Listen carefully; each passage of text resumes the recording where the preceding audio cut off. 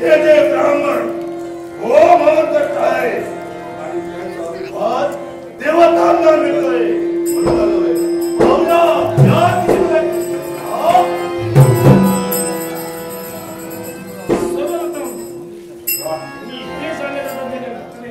कोण हा आपण सूरदैत्य म्हणजे तोच ज्याने आमच्या मनाच्यावर हा काळ माजलाय. सूरदैत्य तुझ्या मनातील इच्छा पूर्ण होणारी नव्हे. त्या पावलीवर आहेस त्या पावलीवर जा. तुमच्या देहाला नामविधान माझ्या देहाला नामविधान या राज्याची राजकन्या उच्च राज्याची राजकन्या सारे अधिकार सारे हक्क माझ्याजवळ आहे. मी तुला सामर्थ्याच्या बोलाने सांगितले आले त्या पावली निघून जा. मला सांगते होय अरे नारी आहे स्त्री असते म्हणून काय माझ्या अंगी पराक्रम आहे. राजकन्या आहे मी. सारे पराक्रम जाणते. एवढं चक्र कमराचे ये गशी तुमच्या मनातील इच्छा मी हुकून आणलं म्हणून म्हणजे नाव तुझा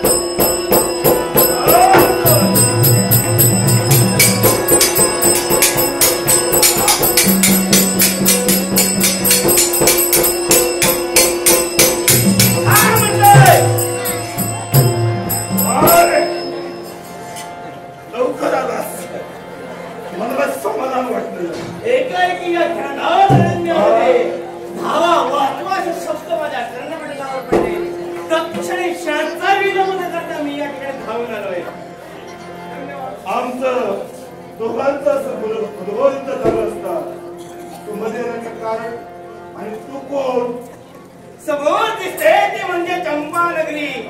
त्या चंपा नगरीचे राज्य करते राजा सूर्यकांत सौम्य आहे. पण मला सांग या एकाएकी घनदाट अरण्यामध्ये येऊन या परस्त्री सोबत हातापायी करून युद्ध करण्याची परिस्थिती का म्हणून तुझ्यावर उद्भवली आहे. आणि आलंय यालाही कारण आहे असं कोणतं सांगत पाहिजे. हे माझं अस्तित्व पातळ आणि मी इथं आलोय. इथे जे ब्राह्मण आहेत ते होमहवन करतायत. अगदी योग्य आहे. त्यांचा अभिनव देवतांना मिळतोय. होम हवन यज्ञ याग करतायत आणि त्याचा अभिप्राय देवतांना प्राप्त होते. मला सांग याच्यात ब्राह्मणांचं काय चुकलं असेल? त्यांचं चुकतंय. त्यांचा अभिमान देवतांना मिळतोय आणि देव प्रमाण आमच्या हाती फक्त देव पहिला. मुखातील शब्द मुखातच ठेवा. या राजकन्याने हातामध्ये तांडी धरली होती कशासाठी? तो ब्राह्मण प्रतिपालक त्या सर्वांच्या संरक्षणाची जबाबदारी या राजकर्त्यावर आहे. एवढा चर्चा ठरवलंच आहे. मग पाहूया.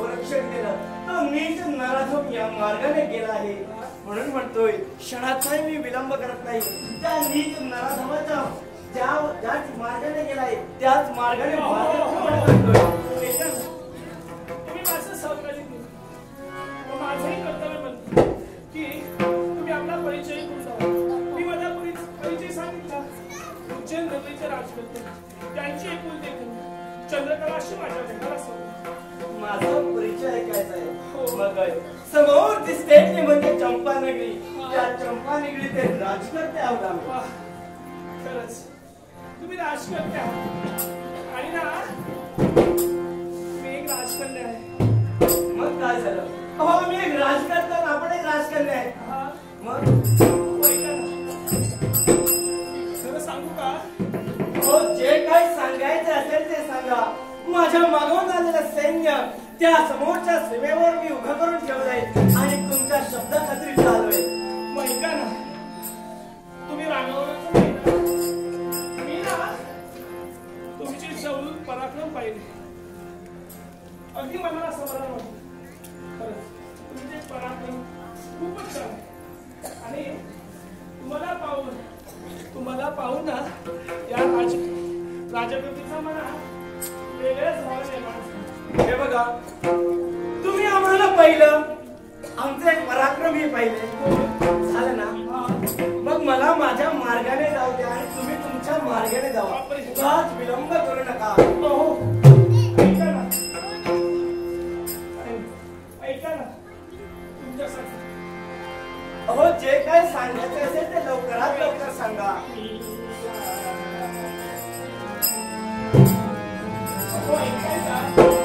हो, ऐकतोय.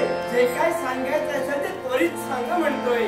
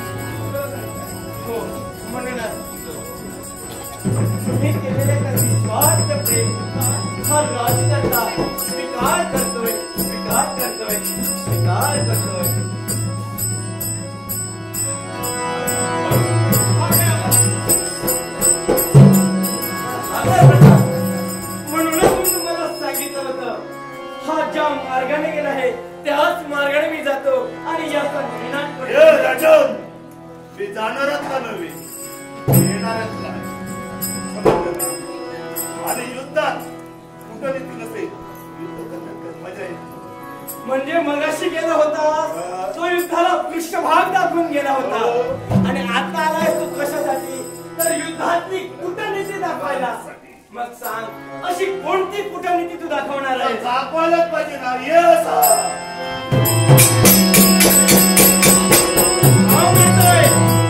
ज्या शंभू महादेवाची मी आजपर्यंत भक्ती केली, त्या शंभू महादेवाची संपूर्ण भक्ती मी माझ्या या तलवारीच्या अग्रभागावर ठेवून हे दैत्य दानवा तुझ्यावर हा राजकर्ता प्रहार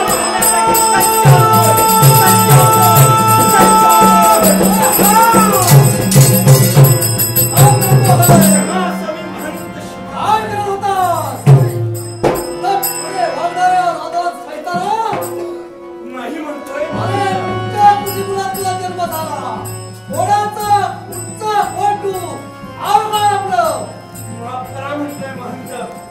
तो नीच सैतान आमच्यावर चालून आला. त्याच कर्मी संरक्षण करण्याच्या हेतूने आम्ही त्याच्यावर शस्त्र उगारलं होतं.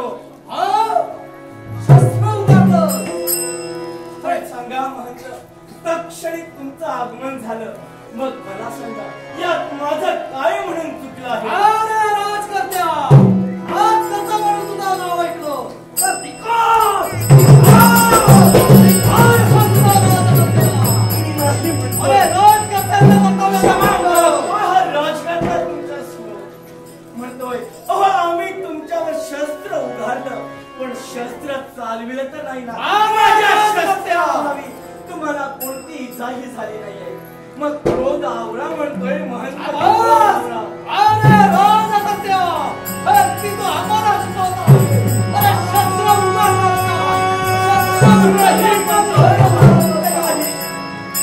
ब्राह्मण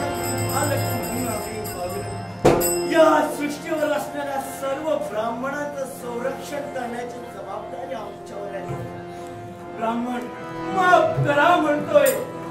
न जाणेपुढे तुमच्यावर शस्त्र उभारलं गेलं. अरे राजकर्त्या, अरे राजकर्त्याचा कर्तव्य म्हणतो आपल्या प्रजाचं रक्षण करणं आणि त्याग करून ब्राह्मणाचं संरक्षण करणं हे राजकर्त्याचं कर्तव्य. पण हा राजकर्त्या रक्षण करणाऱ्याचा भक्षण बनला असेल तर त्याला काय म्हणावं? नाही म्हणतोय, क्षमा असावी. क्रोध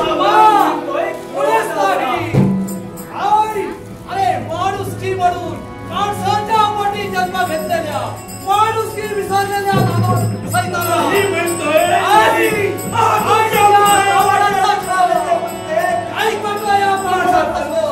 माझा हृदयाचा भेद करणारी. अरे माणुसकी सोडून वागलेल्या नादान सैतान ब्राह्मणाच्या तोंडातून ऐकणारी शापवाणी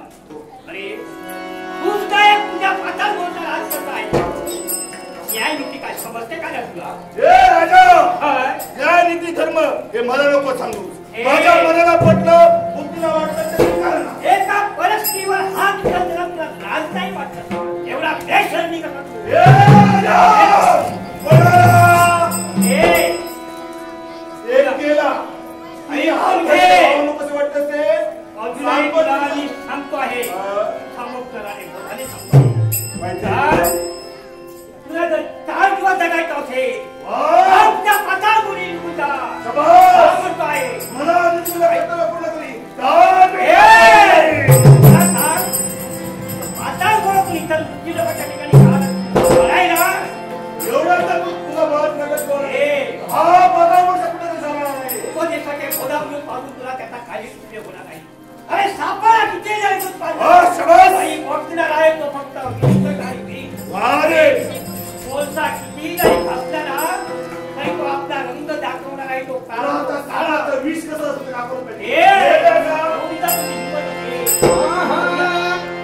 या जन्मावर या जगण्यावर शतदा प्रेम करावे.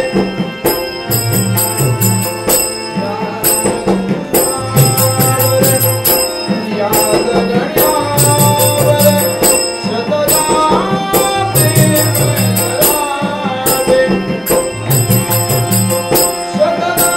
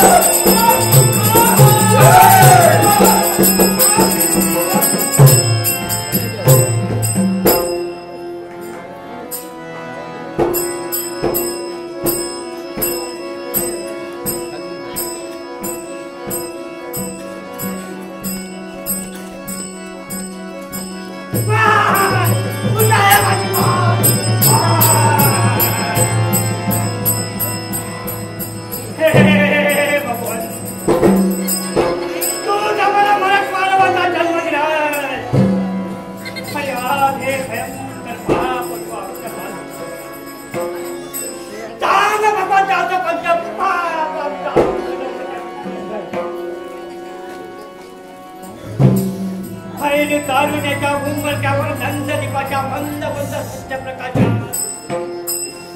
भगवंता दैवावर विश्वास ठेवून आम्ही सौभाग्याची स्वप्ने पार पण नाही दैव